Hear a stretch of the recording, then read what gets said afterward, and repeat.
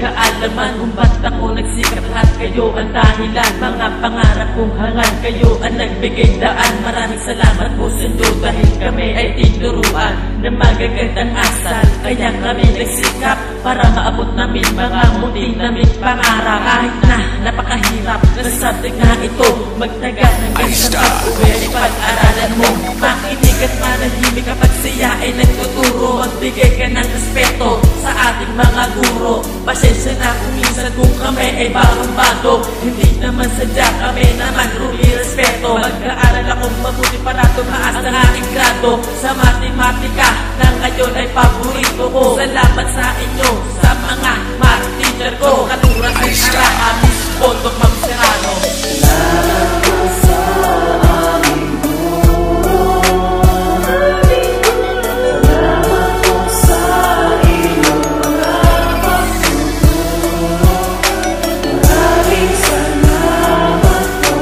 Maraming salamat po. Aming guro.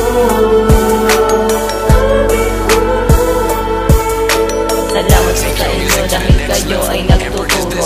Kayo ang dahilan kung ba't ba ako ngayon natuto ng matematika. Talaga naman napakahirap. Sadya ko lamang sinikap, maabot lang aking pangarap. Ang matematika ay aking nang hinahiligan. Mahirap man ito pagkat aking kinagsikapan. Kahit na anong pagsubok pa sa'kin ay dumaan, hindi ako susuko, aking lang ipaglalaban. Ang karapatan ng bawat guro dito sa mundo. Kahit kami magugulo, hindi sila sumuko. Ang pangalan ko na CJ ay inyong tinuturuan. Kahit na medyo makulit, inyo pa rin inalagaan. Ako'y makakabawi din sa inyo pag hinirap. Ang aking pasasalamat inilaan ko na sarap. Kahit na anong mangyari, di kayo malilimutan. Dahil ang matematika ay aking nang kaligayahan.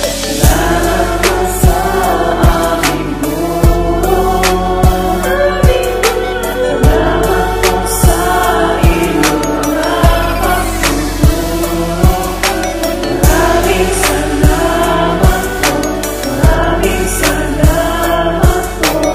Aming guro.